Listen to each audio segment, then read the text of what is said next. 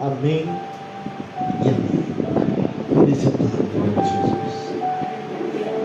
Meus irmãos, nesses poucos minutos, nós ainda vamos orar de forma individual um pouco.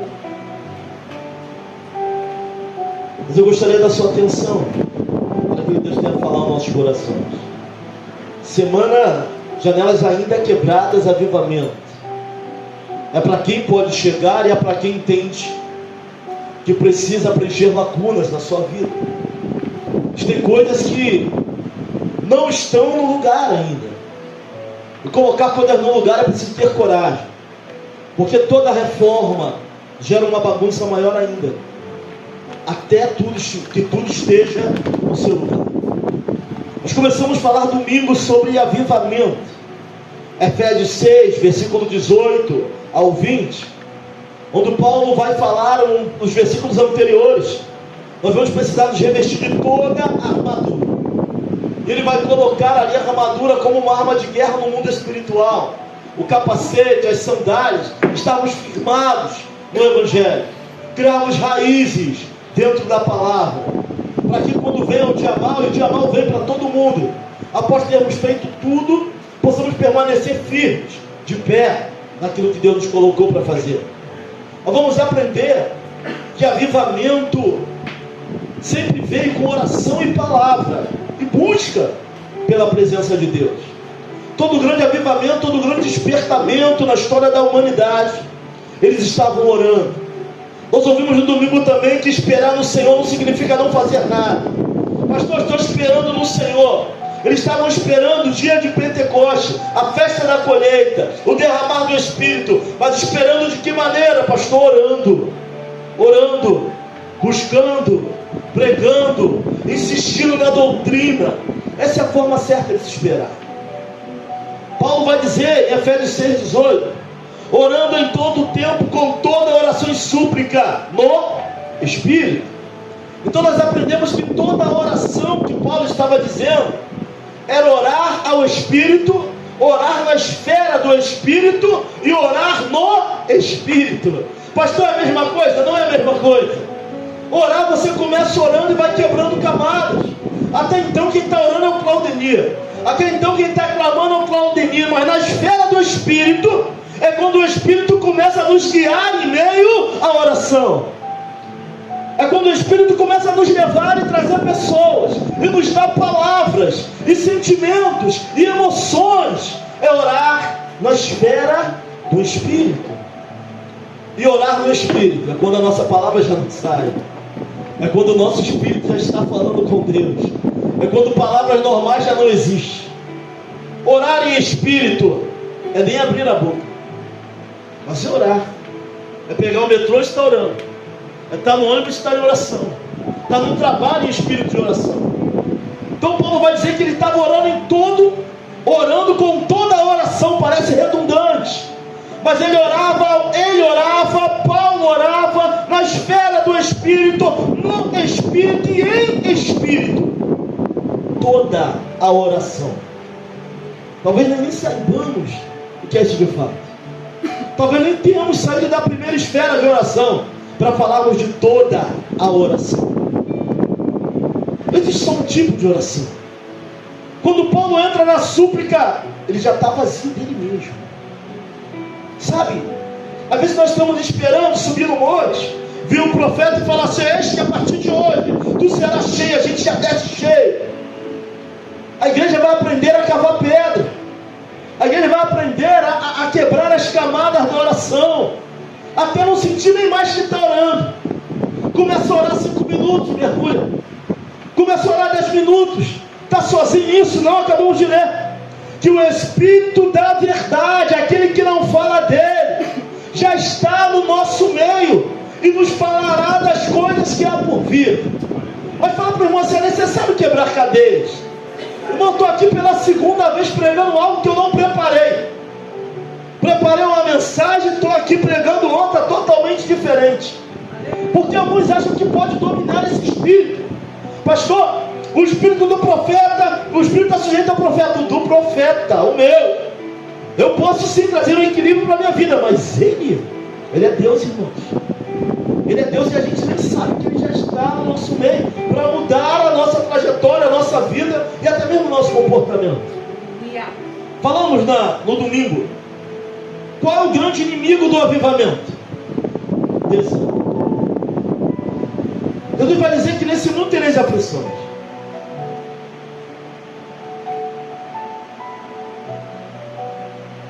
Ele disse para que tenhamos paz. Mas tem de bom ânimo. Eu venci. E o grande inimigo do ânimo, do bom ânimo, é o desânimo. E como que surge o desânimo na nossa vida? Mas eu li sobre o Espírito para você entender e eu entender que nós estamos sozinhos nessa guerra. Existe o Espírito da verdade e Ele habita em nós. Há uma promessa que nós temos que a mente, né? O que é a mente de Cristo? Ele habita em nós e nos revelará aquilo que nós sabemos. Nos levará a entender aquilo que nós estamos vendo. Derrubará as camas, ampliará nossa visão, porque Ele habita em nós. Mas esse mundo é um mundo de guerra. Esse mundo é um mundo de aflição. Estar avivado não é estar agitado o tempo todo, não. Eu não tenho que fazer muita força para sentir a presença dEle. É ter fome da presença dEle. É ter saudade da presença dEle. Dizer um crente avivado é um crente que sabe o que é contemplação. O que é contemplação, pastor? É você ganhar tempo, não é perder tempo. Na presença dEle se ganha tempo. Moisés se misturava. Moisés ficava horas. Até a face dele se misturava a própria glória de Deus. Por um momento a face de Moisés brilhava. Isso é contemplação. Andarmos na presença do Senhor. Sabe, é falarmos não para algumas coisas da nossa vida. Jejuar é falar não. Jejuar é renúncia. Renunciar até mesmo o nosso próprio sentido. Aquilo que estamos sentindo. Jesus vai dizer, nesse mundo tereis aflições, mas tenha de bom ânimo. Eu venci. O que traz poder e avivamento não é aquilo que nós sentimos, é o que a palavra diz. O que libera poder sobre nós é a palavra. Não vivemos das nossas emoções. Não tem nada a ver com o que eu sinto, com o meu cansaço, com o meu sono, com o meu arrastar de pés. Quando eu entendo que Jesus é, me submeto a sua palavra e a sua vontade. Basta uma palavra para mudar tudo isso. Basta o mover, basta a presença dele no nosso meio para mudar tudo isso. Não tem nada a ver com o nosso sentimento. Alguns até adoram a Deus com sentimento. Glória a Deus, louvado seja o nome do Senhor. Mas a adoração a Deus, aquilo que Ele é para nós, está acima dos nossos sentimentos e das nossas emoções. Aquele que está feliz cante louvores, aquele que está triste ora. Ou seja, a Bíblia vai dar uma saída para tudo isso. Não tem a ver com a forma que eu me sinto ou não. E sabe quando você começa em sentimentos? Quando você se libera mais. Sabe quando tem menos de nós e mais de Cristo? Quando eu começo a parar de ver por aquilo que eu sou e sinto e coloco Jesus como centro de tudo na minha vida. É difícil ter Deus e a sua palavra como centro da nossa vida. Quando Ele for o centro das nossas vidas, nossas emoções vão estar direcionadas para Ele. Nossas decisões estarão direcionadas para Ele. Porque senão nós vamos viver como alguém que diz que Deus é tudo, mas a nossa forma de agir é como se Ele não fosse. Às vezes nós cantamos que confiamos nele, que Ele é a rocha mais alta do que nós, mas no dia a dia, durante a guerra, durante as lutas, o nosso comportamento vai ditar o nosso nível de comprometimento e o nível da presença dele na nossa vida. Não é porque nós estamos frustrados com algumas coisas que Ele vai deixar de ser Deus, que aquilo que Ele prometeu vai deixar de se cumprir na nossa vida. Sabe, é um mundo de frustração. Eu poderia dar alguns exemplos aqui de aflições, doenças, ameaça de morte, alguém que ama, decepção. São frustrações sobre a nossa vida. Jó estava numa situação muito difícil. Quando os suportes amigos de Jó vieram para falar com ele, ficaram juntos em silêncio bastante tempo com Jó. Eliafaz, um dos amigos dele, vai dizer em Jó 4, 3, 5: eis que tens ensinado a muitos e tens fortalecido mãos fracas, as tuas palavras têm sustentado aos que tropeçam ou tropeçavam, e os joelhos vacilantes têm fortificado. Mas agora, em chegando a tua vez, tu te enfadas, sendo tu atingidos, te perturbas.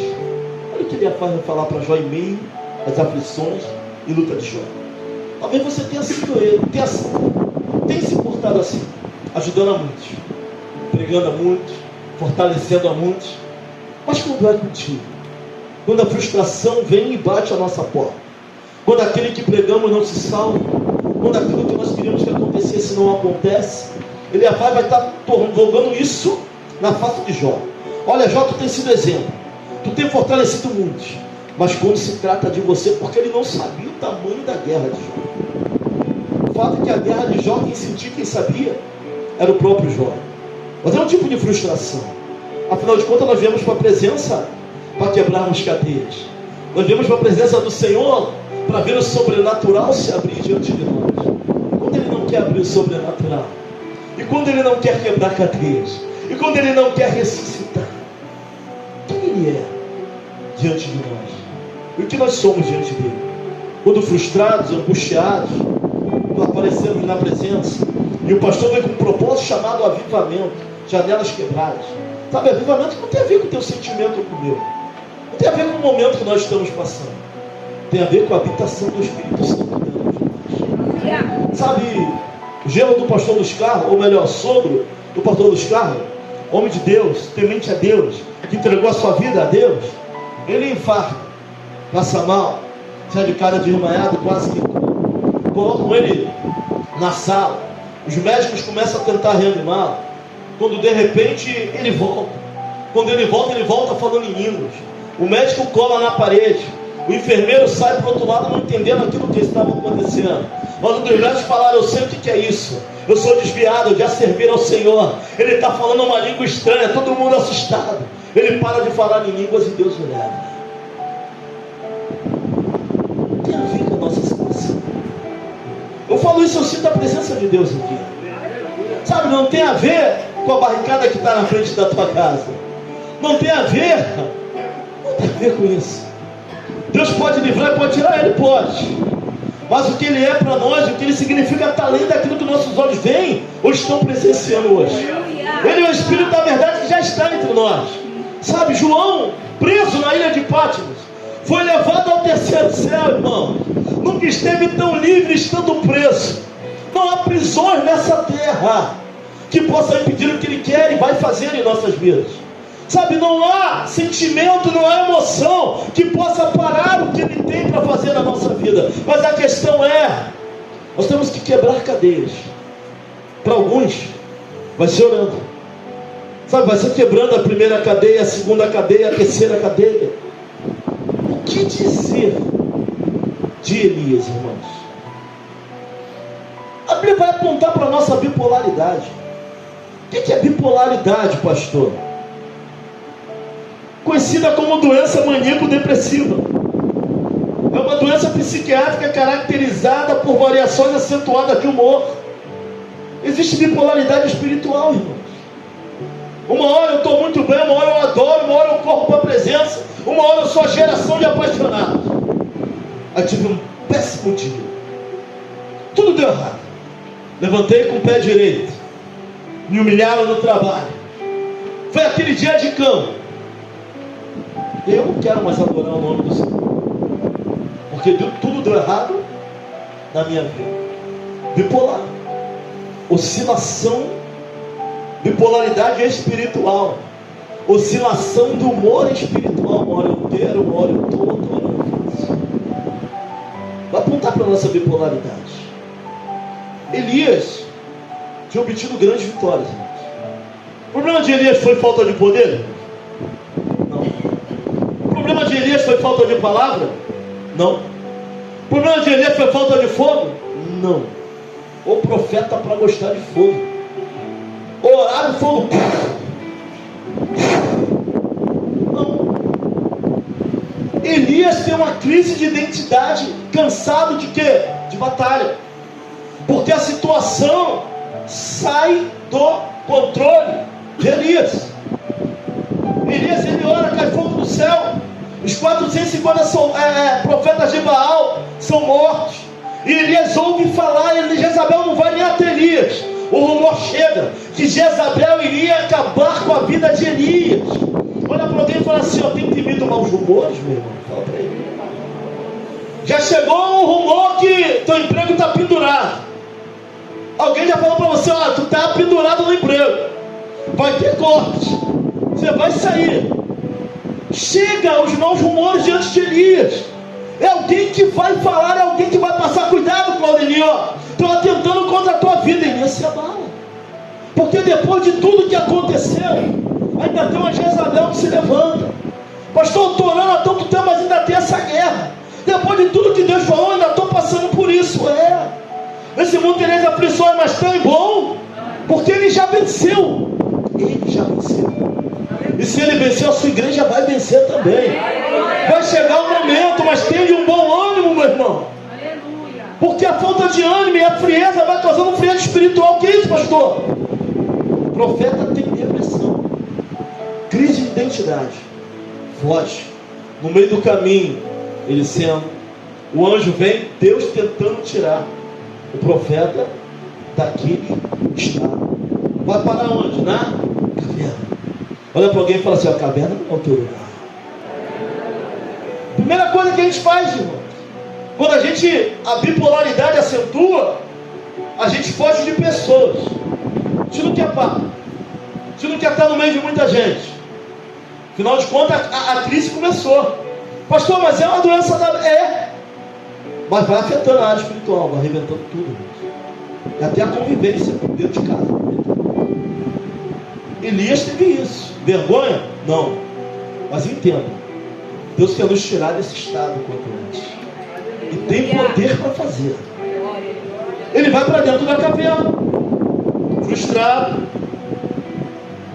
1 Reis 19:18. Porque quando a nossa bipolaridade ela acentua, quando a frustração ela vem à tona, o negócio deu errado, e a gente já não quer mais pregar, a gente já não quer mais falar, a gente já fica abatido porque não aconteceu como nós queríamos. Ele vai para dentro da caverna, Deus vai alertar ele de o seguinte: ele vai conversar com o Senhor. Irmão, não é qualquer um que vai falar assim com Deus. Ele vai falar assim: ó, os profetas correram, derribaram os seus altares, só eu fiquei. Sabe, na nossa bipolaridade é só com a gente que acontece. Está todo mundo contra a gente, está o mundo contra a gente, na nossa bipolaridade espiritual. Aí Deus vai falar para ele assim: peraí, tem mais 7.000 que não se prostraram. A gente acha que a gente é o centro das atenções, no meio da nossa bipolaridade, que a guerra é só com a gente, é só a gente que passa com guerra. Quando a Bíblia vai falar que tem irmãos em todo mundo passando pelas mesmas coisas. Olha para alguém e fala assim: não é só você que está nessa luta. Olha para ele, fala assim: ó, levanta a tua cabeça porque eu estou também. Ué, Deus vai chamar ele para uma conversa e vai falar: ah, Elias, tem mais 7.000 aí, ó. Não é só você não. Sabe, ele chega sem certeza de razão. Como a gente, no meio da nossa crise, da nossa bipolaridade, a nossa crise espiritual, depressão espiritual, a gente acha que é só a gente, que a porta não se abre só para a gente, que a gente cansa de bater e nada acontece, que a gente olha o sobrenatural não se abre, o impossível não cede, é só para mim que o impossível não cede. Deus vai ter uma conversa: tem mais 7.000 aí, Deus. Sabe o que acontece quando a gente deixa a frustração? Deus vai dar mais uma missão. Deus vai falar para ele assim, 1 Reis 19:15.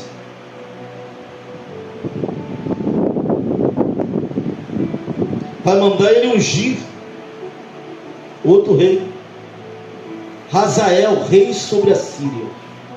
Sabe quem vai lá ungir o rei sobre a Síria? Eliseu. Porque Elias, uma hora ele foge para não morrer, outra hora ele pega Deus para... Olha a bipolaridade. Se ele foge para não morrer, por que está pedindo para morrer agora? Ficasse com essa. Uma hora a gente não quer o peso do ministério, da responsabilidade. Outra hora a gente tem saudade da presença do Senhor. Decide aí o que tu quer. Bipolaridade espiritual. Uma hora eu estou... Aí basta um desentendimento. Sabe, o diabo ele é muito bom nisso. Ele sabe onde ele vai bater, onde vai doer. Só que nós não somos marionetes de Satanás, gente. Nós estamos aqui para fazer aquilo que ele quer. Deixa um propósito sobre a nossa vida. Deixa um propósito sobre o nosso ministério. Deixa um propósito sobre o nosso... Sabe o que ele quer? É que a gente não faça, que a gente fique neutralizado. Aí no primeiro desentendimento a gente desiste. Bipolaridade. Coisa de quem começa e não termina. Vai ter desentendimento. Mas para a honra e glória do Senhor haverá perdão, haverá conserto, haverá justiça. Ele é poderoso para fazer isso sobre nossas vidas. Sabe? Tem uma receita para recuperar o ânimo. É obedecer e permanecer na palavra. Avivamento só vem com permanência na palavra, oração e obediência. Senão não haverá avivamento sobre nós. Não haverá presença de Deus sobre a igreja. Sem permanecer. A escola bíblica é levantar, é bater o pé, é bater de frente, com desânimo, porque adoração é decisão, santidade é decisão, permanência é decisão, crescer na fé é decisão. Deus já nos deu condição de fazer, agora está faltando a gente. Deus já derramou poder sobre a igreja.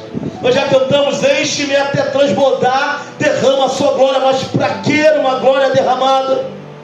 Se eu não me posicionar, nós não precisamos de destaque, nós precisamos estar cheios, para quando Ele quiser usar, eis-me aqui, Senhor, envia-me a mim, pode me usar. No louvor, está no louvor para quê? Para ser o quê? Usado por Deus. Se chamou para pregar, para ser, isso é um crente avivado, saber quem Ele é, e quem Deus é diante dele. Se prepara, meu irmão, minha irmã, porque Deus quer nos usar e muito, porque a obra é grande, mas os trabalhadores são poucos. Prepara o teu talento. Sabe, quando veio o dia de Pentecostes, eles estavam ainda falando. Quando veio o barulho, estavam ainda falando. Porque o dom que tem que exercer sou eu. Capacitação quem dá é o Espírito. Mas se não exerce, como quer ser capacitado? Eles ainda estavam falando. Pedro não começa a falar depois que vem, não. Ainda estavam falando. Exercendo o dom. Exercendo o dom. Olha para o irmão e fala assim: exerça o dom. Exercendo o dom. Falando, orando. Não é depois que vem, eles já estavam exercendo. Pastor, eu preciso de um dom de cura. Exerça, vai para o hospital. Começa a orar. Começa a interceder. Começa a fazer todo tipo de oração. E era por quem? Pelos santos. Todo tipo de oração que Paulo fazia sobre. Não era para quem estava no mundo, não. Ele orava, intercedia, mas todo tipo de oração era para os santos. E perseverança era para os separados. Por quê? Para ganhar o mundo tem que estar cheio da presença do Espírito. Ele orava. Nós precisamos entender isso. Buscar, independente da maneira, no Espírito, na esfera do Espírito, em Espírito, de todas as maneiras possíveis. Sabe, hoje eu orei de uma maneira, mas fiquei o dia todo ali, em Espírito. Em Espírito. Vivendo Efésios 6, 18 e 19. Toda a oração pelos santos. Pedindo a Deus graça, misericórdia. Se prepara. Se é chamado de Deus para a tua vida, vai chegar um momento que você não vai mais poder dizer não. Vai chegar um momento que você não vai poder mais dizer não. Deus quer te preparar. Sabe, o dom que exerce somos nós. Se lança, capacitação quem dá? É Ele. Ainda falando. Aí depois que vem a capacitação, aí que Pedro fala mesmo. E aí de 120 vai para quanto? 3, mais de 3 mil. Quando vem a capacitação, o pastor está falando, está pregando. Mas quando vier a capacitação do Espírito, o dom é ampliado, você já está fazendo. Ainda falando, eles orando, eles sabem. Aí vem o dom, ainda cantando, ainda orando, ainda pregando. Sobre a igreja. Porque o dom somos nós quem temos que exercer. Independente de muita ou pouca capacitação. Agora, a capacitação quem dá é o Espírito. Mas para quem exerce o dom? Exerça. Se lance. Esse ministério precisa de você. Avivado. Convertido. Na presença. Quando Deus te chamar, esteja pronto. Você não precisa de destaque. Só de estar cheio da presença. vezes cansadinho, devagar. É o que está dentro. O vaso não tem valor não, mas o que está dentro é o que está dentro. É o azeite, é o que ele coloca tudo. Sabe, receita para o avivamento: palavra, oração, permanência. Nós não queremos ser cristãos de mover, queremos ser cristãos avivados. Precisamos de mover.